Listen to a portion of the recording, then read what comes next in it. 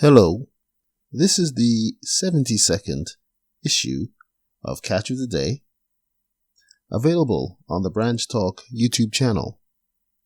Today we're going to continue reading from Doug Mitchell's book, The 3 Decrees to Build the Second Antitypical Temple and Building the Tabernacle in the Wilderness.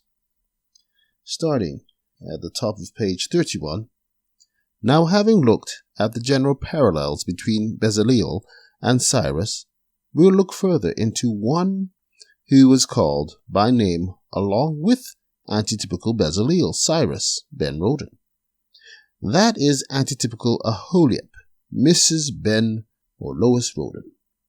In doing so, we will see how the original dominion given to both Adam and Eve, Genesis 1:26 and 27, has been in the process of being restored to the last day remnant movement.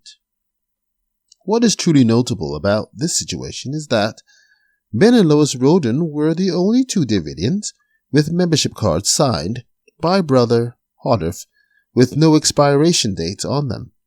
All other membership cards were signed by Brother Hodif only and had expiration dates on them. They were usually issued for only 1 year at a time. This is significant considering that the Lord must have shown Brother Hodif something special about Ben and Lois Rodan that would qualify them for a permanent membership in the association. Benjamin, the son of the right hand, Lloyd, the gray-haired one, Rodan, ruler, Lois, the better, Irene, peace, Rodan, ruler. Thus saith the Lord of hosts, in those days 10 men shall take hold out of all languages of the nations, even shall take hold of the skirt of him that is a Jew, saying, we will go with you, for we have heard that God is with you. Zechariah 8:23. They're taking hold of the one that is a Jew and saying, we will go with you, for we have heard that God is with you, definitely points out that someone, a descendant of the Christian Jews, will proclaim God's ingathering message, that of the judgment of the living in the time of the end, and that he will be recognized as such, a Jew by name. Timely Greetings, Volume 1, Number 10, page 25. It is logical to conclude that the 10 men who take hold of all languages of the nations in the time of this great ingathering are figurative of a group of people, the church, page 32, freed from tares in the harvest time. Just as the 10 virgins, Matthew 25:1, are figurative of the church while the tares are still commingled with wheat. The 10 servants, Luke 19:13, and the 10 horns, Revelation 12:3 and 17:3, are numbers of universality. These 10 men will speak all the languages as did the apostles on the Pentecost. Obviously, the Jew whose skirt the people will take hold of must be the one through whom the Lord is working to reveal himself and his truth at his invisible coming to the people.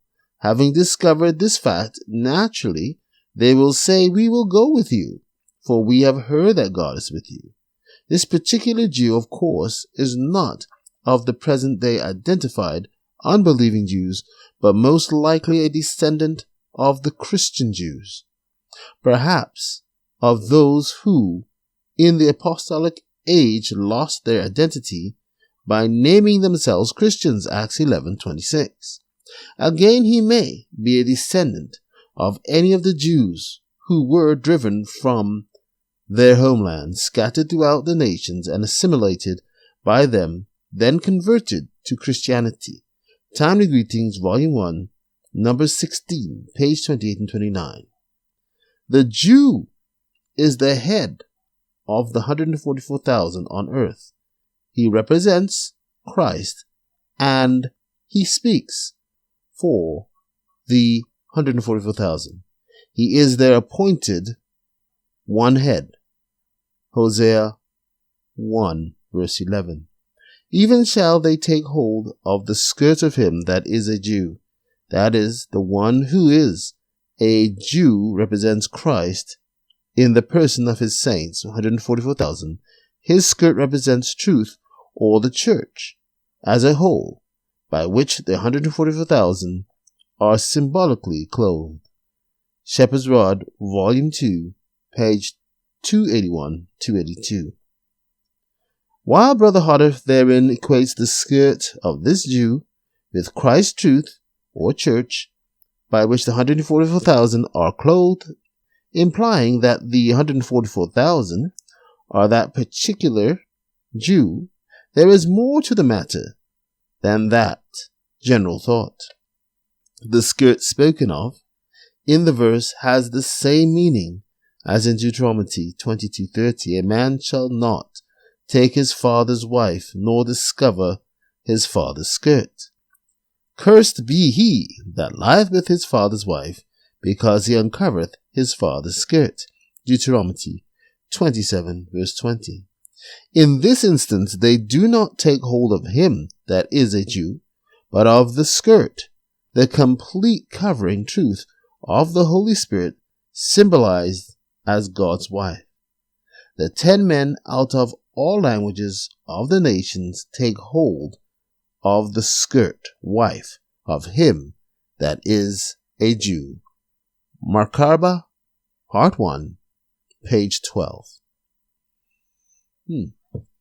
Take care.